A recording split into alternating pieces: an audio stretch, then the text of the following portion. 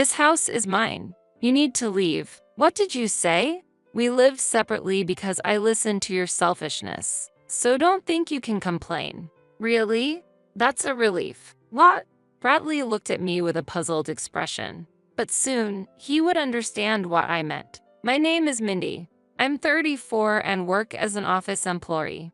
After graduating from university, I joined my current company and have achieved significant results at work. I was appointed as a manager and now work together with my colleagues, trying to achieve greater things. The responsibilities of a leader are heavy, and things don't always go smoothly. Still, I'm able to be successful because I'm blessed with wonderful colleagues. Our workplace is highly cooperative, and everyone supports and respects me. Of course, the company's goals and individual goals don't always align. What's important is that we respect each other's opinions while ensuring that the entire team moves in the same direction. Together, we work toward common goals with united efforts. That's how I'm able to fulfill my role as a manager. Listening to this story, my life might sound like it's all about work, but my personal life is also fulfilling. I'm currently dating a man named Bradley, and we understand each other very well. We met at a group blind date, and after a few dates, we started going out. He was sincere and had a warm heart, and he understood when my busy schedule didn't align with his. My appreciation for him grew stronger day by day. A year and a half into the relationship, I found my love for him was growing. As our relationship continued to flourish, one day, he surprised me with a proposal. Mindy, you're always working so hard, and I think it's wonderful. I want to support you forever. Will you marry me? He said this as he offered me a ring. The proposal was unexpected and surprised me, but it filled me with immense happiness.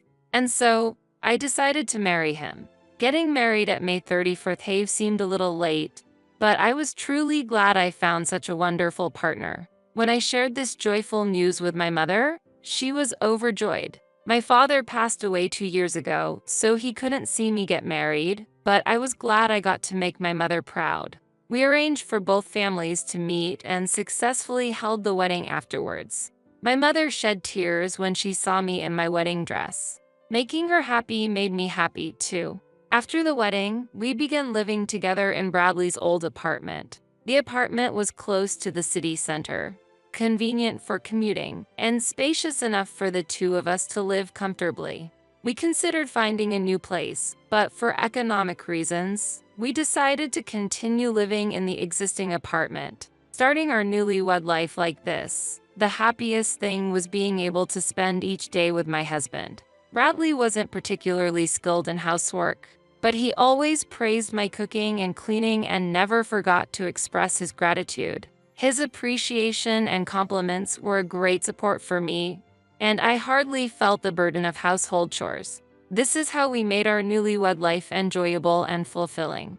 However, about 2 years after our marriage, my mother started to have health issues. She had suffered from major illnesses several times in the past, and her body was under a lot of strain. At 69, she was quite old, and even small things could lead to significant injuries, so she was living carefully. Unfortunately, she fell down the stairs at home and injured her leg. The injury lingered, and recently she mentioned that she had difficulty standing for even a short period of time. When I went to check on her out of concern, she seemed to be in considerable pain. My mother is now undergoing rehabilitation, but she's alone at home, so she faces lots of inconvenience in her daily life while she recovers. Therefore, I had an important request to discuss with my husband. Hey, Bradley, if it's okay, I'd like to ask you something. Can I stay at my mother's house to help with the household chores until her leg heals? My husband was initially surprised by this suggestion, but quickly agreed. Of course, that's fine. I'm sure your mother has had a tough time living alone all this while. I'll miss your cooking for a while, but thinking back to my days living alone, I think I can handle it. Don't worry about me. Please, help your mom. Bradley, thank you so much. I expressed my gratitude. I was delighted to have my husband's understanding and support, and when I told my mother about it, she initially seemed apologetic. But knowing that my husband had willingly let me go, she showed a relieved expression and said, "That's very kind. I'm sorry." I was so happy to be able to live with my mother again after a long time. During this time, I requested a work arrangement from my company and was allowed to work remotely. Because I'd always given my best at work, I had strong trust from my superiors, and setting up my remote environment went smoothly. My concentration and determination to achieve results in my work have always been highly appreciated. After getting everything prepared, I temporarily returned to my parents' house. While it was lonely living apart from my husband, since it was the path I chose, I decided to focus on taking care of my mother first. My mother also seemed excited to be living with me again, and her feelings were contagious. "I want to try baking a cake," she said. "But your leg isn't well, so don't overdo it. The doctor told you to avoid standing, remember?" I warned her. "Okay, I get it. But if possible, I'd love to make one while sitting down," my mother said. I replied, "Well, let's bake a cake together then." On the first day, my mother and I stood in the kitchen together and made a short cake with whipped cream and strawberries as topping. Afterward, we brewed a cup of aromatic coffee made at home and savored the cake while enjoying a nice conversation together. I hadn't been home for a long time, so I was more than happy to have such a relaxing time with my mother. "How are things going with you and Bradley?" my mother asked. "He is a very kind and wonderful man. We are happily married," I answered. "That's great. If you ever need to talk to him, don't hesitate to call him anytime," she said. "Thank you," I replied, and decided to call my husband from time to time. He seemed to be living fine on his own and told me there was no need for me to worry. Most of our calls would end up being simple, everyday conversations, and just hearing his voice soothed my heart. At first, we spent our time peacefully like that. But about 6 months after we started living separately, Bradley's calls became less frequent. When I called, he'd say, "Sorry, I'm really busy with work and exhausted right now," and we couldn't have much of a conversation. Worried, I sent him various messages. "Are you okay? Don't overdo it," I wrote. "Are you eating properly?"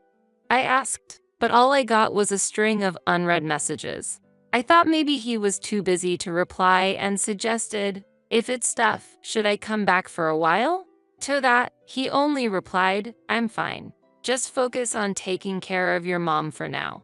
That response made it difficult to go back, but I was worried that he was pushing himself too hard. When you're busy, it's hard to prepare proper meals. So one day, I decided to return home during the day and cook a few days' worth of meals for him. That day, my mother had to go to the hospital, so I dropped her off before temporarily returning home. I only returned home every 2 or 3 months. But this time, about 4 months had passed since my last visit. Coming home was limited to holidays and only when my sister could take care of our mother. Since I planned to stay just briefly to cook, there wasn't a problem this time. It was when I set foot into our home after a long time. That's when I felt something was off. For some reason, the room was unusually tidy. The cleaning had been done perfectly, and the trash was taken out properly. When I opened the refrigerator, it was stocked with vegetables and meat ready to be used for cooking. I'd gone to the supermarket to buy food, but I realized it was almost unnecessary. Something was wrong. I felt uneasy and began to inspect the room. I found laundry hanging in the bathroom. When I saw that laundry, I was at a loss for words. There was women's underwear that didn't belong to me. Clearly, a woman I didn't know had been coming over, and my husband was likely having her cook and engage in intimate acts with him. I felt like I finally understood why his replies were so slow and cold. At that moment, I felt my love for him rapidly fading away. I immediately left the scene and exited the house. I thought it was best not to leave any trace that I'd been back behind. That day, I couldn't calm down at all, so I decided to stay at my parents' house. My mother noticed how drastically different I was between dropping her off and picking her up from the hospital and asked me worriedly, "Did something happen?" When she asked me that, I poured out all the anxiety I'd been feeling. She then advised, If you're feeling uneasy, it's better to find out sooner rather than later, and suggested I hire a private investigator. I thought it would be better to uncover the truth than to keep worrying about it, even if only to clear up my confusion. Following her advice, I immediately requested an investigation, and an astonishing amount of evidence of my husband's infidelity was found. I got very upset by this fact. My husband's affair partner seemed to be a junior colleague from his workplace. It appeared that the affair had started about 6 months ago. When the investigators secretly gathered information, rumors gradually leaked from his colleagues, revealing that the two had already been suspected. After we began living separately, my husband had freely invited his affair partner into our home. There was photographic evidence of her coming and going multiple times, and it was clear that she had been primarily taking care of him. When she came to the house, she acted as if it were her own, cooking and cleaning for my husband. Learning of this affair devastated me. Knowing that my husband and his lover had been living as they pleased in our home after we started living separately, and that she had been taking care of him like a wife, broke my heart. On top of that, my husband had sent me off to my parents' house. The thought that the affair had begun around that time left me in shock. I began preparing to get back at my husband. In the midst of that, he made an unexpected move. One day, my husband appeared at our house with his mother. "Just like you left me for your mother, I will live for my mother. I'm moving in with her," he said. His mother looked pleased and asked, "Bradley suddenly proposed we live together, but Mindy, are you okay with that?" I was surprised by my husband's decision. His mother continued, "And Bradley said he's divorcing you, but what's going on?" After this remark that his mother made, my husband made even more selfish demands. "This house is mine. You two need to leave." "What did you say?" "We live separately because I listened to your selfishness. So don't think you can complain." "Wait a minute. Why are you deciding this on your own?" Without hiding his affair, my husband continued, "She's pregnant. We need a bigger house, and your parents' place came to mind. Starting today, the three of us are going to live here. Hurry up and pack your things," he said, and he and his mother began moving their stuff in. "Really? That's a relief." "What?" Bradley looked at me with a puzzled expression. But soon, he would understand what I meant. His mother said, "So it's finally divorce, huh? We'll claim property division for all the patience my son has had with you." But I ignored that, and we carefully prepared for our departure. I quickly called my sister and, after carefully packing our belongings, drove to her apartment with my mother. My sister was extremely angry about my husband's infidelity and attempt to seize our home. But she seemed puzzled when she saw how calm my mother and I were. My mother explained to her calmly, "That house is no good. The rainy season is coming, and I'm sure things will get nasty." This was actually part of the plan we had devised. We intentionally let go of that house to ensure my husband would suffer the consequences. The house we lived in appeared beautifully renovated on the surface, but in reality, it was over 50 years old and had many structural issues. We'd experienced problems with leaks the previous year, and it was expected to worsen this year. Despite this, we quietly handed over the house to my husband without giving him this information. He was thrilled to have the house in his name, but that joy was short-lived. We divorced formally and became complete strangers in practice. After the divorce, I quickly found a barrier-free apartment and moved in with my mother. The new place was newly built, extremely clean and comfortable, providing us with a wonderful start to our new life. Then, about 2 months later, I suddenly received a call from my ex-husband. "What the heck is this?" I responded calmly, "What's wrong?" "It's the house. The leaks are so bad that all the new, cutting-edge appliances and furniture are completely soaked. All the expensive appliances I just bought are now unusable." "That's really unfortunate. But what do you want to do about it?" "Huh? You decided to live in that house, didn't you? You chose to kick us out and live there yourself. You're the current owner, aren't you? I think you should make all the decisions regarding that house. Isn't this fraud? You didn't tell me a word about the house being so defective." "What are you talking about? Think carefully before you speak." While I was away, you had an affair, and not only that, you kicked my mother, who requires care, and me out of the house. I'm recording this call, and I intend to hire a lawyer and file for property division against you, including evidence of your affair. Wait, let's just calm down. I'm very calm. I'm just stating the facts and taking appropriate action. I have nothing more to say, so I'm hanging up now. Wait a minute. After that, I hung up immediately and contacted my lawyer. Since I was already prepared to claim property division from my ex-husband, the process went smoothly. The lawyer acted promptly and sent certified documents to my ex-husband and his affair partner's workplace, demanding property division based on the affair. My ex-husband tried contacting me several times, but I avoided all his attempts. According to my lawyer, my ex-husband and his lover have been pleading financial hardship, strongly requesting a reduction in the division of assets submitted. However, I firmly rejected their demands. Later, the lover lost her job, and as her pregnancy progressed, it became physically impossible for her to find new work. As a result, the two of them were driven into severe economic hardship and ended up living a very poor life. However, all of this is a direct result of their own choices and has nothing to do with me personally. In case of any delay in payments, I've taken legal measures to garnish his wages directly. As for my ex-husband, he'll now need to struggle to repay his debts while simultaneously providing for his lover and their child. This will undoubtedly be a challenging task for him.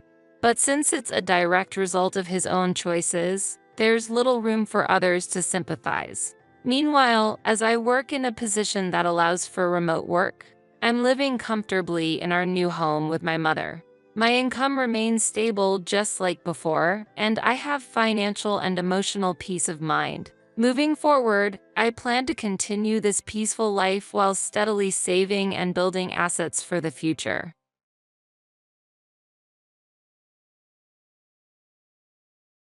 My name is Lucy. Currently, I live with my husband, Alex, in the same house with his parents. We bought this house 3 years after we got married, but soon after we moved in, Alex's parents suddenly showed up saying, "We can't thank you enough for buying a house for us." They brought a lot of luggage, and there was even a moving truck parked behind. As I stood there in shock, Alex nonchalantly walked past me and said, "Dad, Mom, I've been waiting. Come in." Alex's mother said to me, "Lucy, we're counting on you from now on," and proceeded into the house.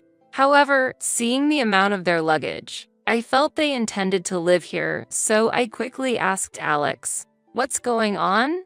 In response to my question, Alex said, "What's so strange? We bought this house to live with my parents, so I brought them here." I was shocked. I had once mentioned the possibility of living with my parents to Alex, but I had never touched on the subject of living with his parents. Moreover, why did the situation of living with his parents suddenly arise? I was terribly confused. Living with my parents was also a plan for the future, not something immediate. And why did Alex invite his parents without discussing it with me? I asked Alex this when I saw his parents starting to bring their luggage into the room. He seemed to understand that he hadn't discussed living together with me, scratching his cheek and saying, "Well, if we're going to live together, I'd rather it be with my own parents. Otherwise, wouldn't your parents take over this place?" I was so surprised that I just replied, "Huh?" When I had talked about living with my parents, he had agreed. But perhaps he had agreed then just to avoid a confrontation with me. And by inviting his parents first, he prevented my parents from moving in. What are you really thinking? You agreed before when I said my parents would eventually live with us, but now you suddenly brought your own parents. Are they really going to live here? I've been thinking a lot too, but you didn't wait for my response and rushed for an answer, so I couldn't say no at that moment. I didn't rush you at all. I just asked for your opinion. I wanted to live with my parents. Then you should have made that clear when I brought up the topic of living together. Stop acting like a child. Living with Alex, I've realized that he has a very childlike personality. Whenever I do something, he comes over curious, asking, "What are you doing?" Maybe children are easier to deal with. If a child shows interest in household chores, you can suggest, want to try, and they might engage. But Alex asserts, housework is not a man's job. I thought that dealing with a childish adult might be more troublesome than an actual child. Apparently overhearing our argument, my mother-in-law started keeping my distance, advising, Lucy, you might feel dissatisfied over trivial matters between husband and wife, but some compromise is necessary. I sensed a demand in her words. My in-laws seem to view me merely as an appendage to their son. If they think I'm just an accessory making a fuss about not wanting to live together, her behavior makes sense. From my perspective, Alex is the accessory, but they don't seem to see it that way. My mother-in-law was eager to help with household chores, but their attitude was grating on my nerves. This situation continued, and as I pondered how to respond to their attitude, Alex's sister, Kate, visited. Kate is 5 years younger than me, already married 3 times and currently living with a new husband. When I returned home, Kate was already there. Welcome back, Lucy. I heard about it. You stood up to my brother and tried to kick our parents out of this house, she said. I was shocked and looked sharply at Alex sitting beside me. Why would Alex tell such a lie? Is it to make me look like the enemy? Alex wilted under my gaze, averting his eyes. If he feels awkward, he shouldn't have chosen words that blame me in the first place. Then Kate, who had been observing, stood up as if to protect Alex. Lucy, if you're going to make such a face, please leave. Just as I heard, you are a demon wife. It's bad for prenatal education to have you around. Being suddenly told to leave, I was confused about which part of the house she was referring to. For a moment, I thought she wanted me to leave Alex's room where he was enjoying conversation with his sister, but that didn't seem to be Kate's intention. She stroked her belly and said, I'm planning to give birth in my hometown. So, Lucy, I don't want you in the house. At least until my child comes into this world. Confused, I replied, what do you mean? Wow, Lucy, that face is scary. No wonder my brother avoids you. You might be close to getting divorced. Kate was teasing me with a smirk on her face. When I looked towards Alex, he was avoiding my gaze, looking down. Even if the other person is a dear sister, anyone would stop her from criticizing their wife. However, just as Kate pointed out, maybe Alex is getting tired of me. But being told such things, my interest in him also wanes. I can't forgive him for inviting his parents to live with us without my permission and for speaking ill of me to his parents and sister. His attitude seemed to belittle me. Why should I continue to treat such a person with affection? I felt my feelings for him growing cold. And since there was no room decided, I'll be using your room. Please organize your belongings. Now, big brother, say something too. It's been hard for you because of the demon wife, right? Alex hung his head at Kate's words but stood up, pulled up by her forceful hand. Prompted by her, he gave a strained smile and said, my important sister is going to give birth here, so we don't need you. You can sleep on the streets or something. Reflecting on the 3 years of marriage, I took a deep breath and replied, all right. Kate exclaimed with joy, raising both hands. Really? I'm so happy. Alex let out a sigh of relief as I didn't respond with anger. However, in my heart, I decided to give appropriate punishment to Alex, Kate, and my in-laws. One evening, during a family dinner, I presented Alex with divorce papers. His face was a picture of surprise. Sign the divorce papers. You want me to leave this house, right? If you don't sign, I'll stay here. If that's the case, big brother, why don't you sign? But in the end, I think Lucy won't file them. I often use that trick too. Get them to sign, and if you don't want to divorce, just follow along. It seemed Kate had used these papers in the past to manipulate situations to her advantage. Such a person is bound to be divorced, I thought, but she seemed oblivious. Alex, accepting Kate's suggestion, signed the divorce papers without hesitation. It bothered me that he misunderstood my intention, thinking I presented the papers just as a threat. Normally, such documents aren't presented without the intention to divorce. However, getting his signature so easily made me feel a bit lighter. Now, I could take full revenge on them. The divorce was finalized, and I promptly organized my belongings. At that time, Kate was back home, confirming her plans for childbirth. Hence, she said she didn't intend to come to the house until my belongings were properly stored and the room was cleaned. As a result, I was diligently packing up after returning from work. In the meantime, I found and signed a lease for an apartment suitable for singles and began the process of selling the house. After moving my necessary belongings to the new apartment, I visited my in-laws' house.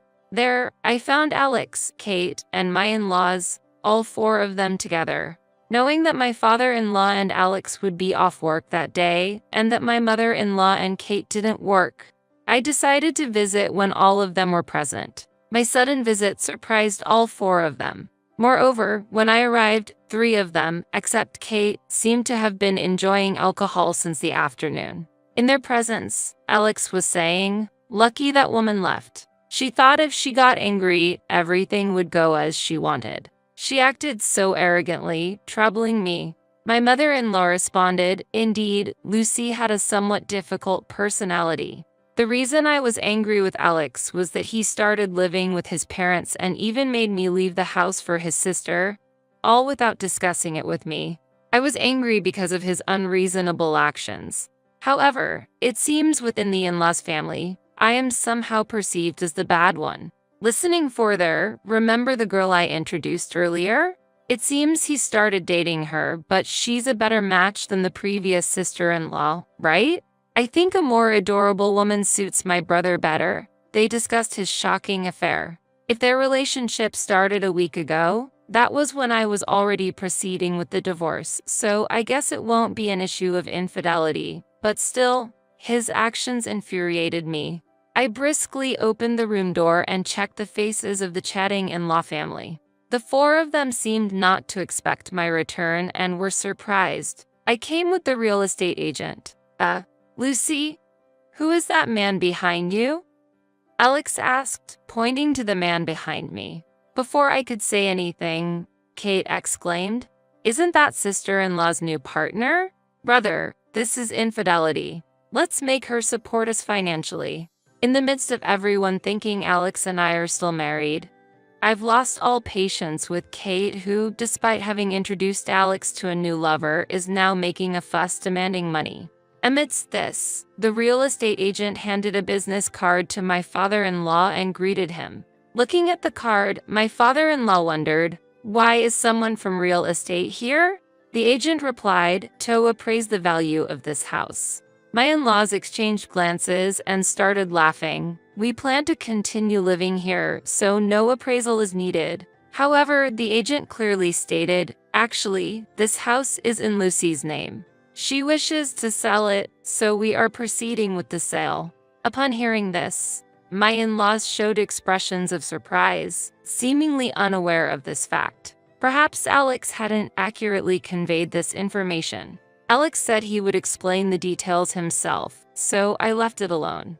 However, from my in-laws' attitude, it was clear that they had not received this information. They seemed to think I was just a burden and that Alex was supporting me by buying this house. So, I planned to explain the truth about the house's ownership and financial aspects to Alex and his parents if the situation didn't improve after a while. However, before I could explain, Alex's sister Kate appeared and kicked me out of the house as the owner. Therefore, I judged that dialogue with this in-law family became difficult and decided to take direct action. That action was to find a new home for myself, complete the move, and then promptly sell this house. Alex seemed to take Kate's words at face value and was complacent, thinking I wouldn't divorce. Seeing Alex's surprised face, I sighed inwardly. Since I, the owner, was kicked out of this house, it makes sense to sell it. It might be, but this residence is mine as well, and since we're married, it's also yours. Right now, my parents and sister are living here too. So what?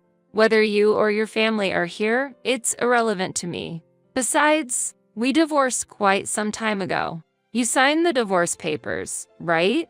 I submitted them to the city hall immediately. At my words, Alex seemed shocked and said, "What?" He seemed to think the divorce papers were just a threat. Disappointed, I sighed again. Then Kate started accusing, "Such an unforgivable woman. This she-devil. Using my brother's money to get the house and then putting it in your name. I wonder who she thinks is the cause of this situation." I stared at Kate. "Your beloved brother actually doesn't have any money. He's working, but all his income goes to repaying borrowed money. Why does my brother have debts? Isn't that because he paid your living expenses?" Kate had been married 3 times, but 2 of them ended due to her infidelity. Each time she would say, "Please keep it a secret from my parents.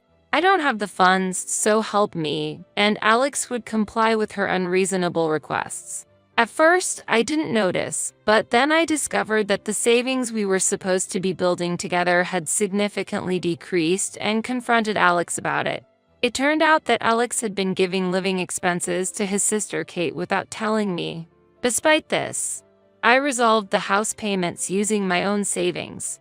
I was beyond surprised and felt utter disdain for him for giving his sister such amount of money. Even if he said he would pay back the money in the future, I could no longer trust his word. I hired a lawyer. It was to recover our joint savings that he had squandered. Before I could share this fact, his parents, learning about their daughter's infidelity, exploded in anger. All her past divorces, she said they were due to personality clashes.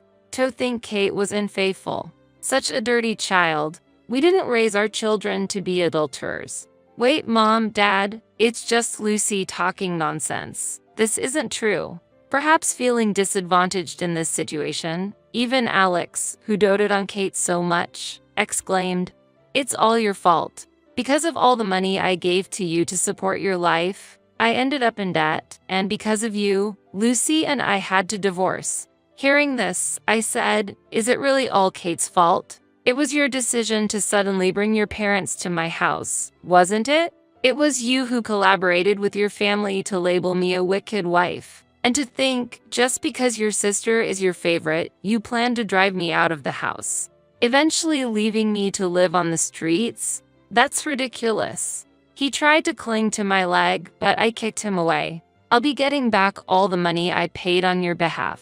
Prepare yourself, I'm coming with my lawyer tomorrow." With that, I left the house. While we were talking, the house valuation was completed. Fortunately, it looks like the house will be sold as I hoped. The next day, when I showed up with my lawyer and explained the list of expenses he had wasted, his parents, looking at it seriously, said so much money existed, yet because of Kate's actions. They glared sternly at Kate, who was at the corner of the room. It seems his parents came to the house believing Alex's words about taking care of things from now on. But Alex's lies and Kate's adulterous actions had destabilized their retirement life, and they were furious. Alex incurred additional debt. After that, he was immediately kicked out of the house and ended up living in a simple apartment with his family. Kate, facing condemnation from her family, decided to live with her husband for a while and gave birth. However, since the child's hair color was clearly not her husband's, she was kicked out of that house as well. It was difficult for Kate to raise her child properly, and the child was placed in an institution. Kate, with nowhere to go, seemed to have no choice but to return to her condemning family. It seems she is still being asked for money by Alex, but I am free. I am enjoying my independent life and considering trying something new in the future.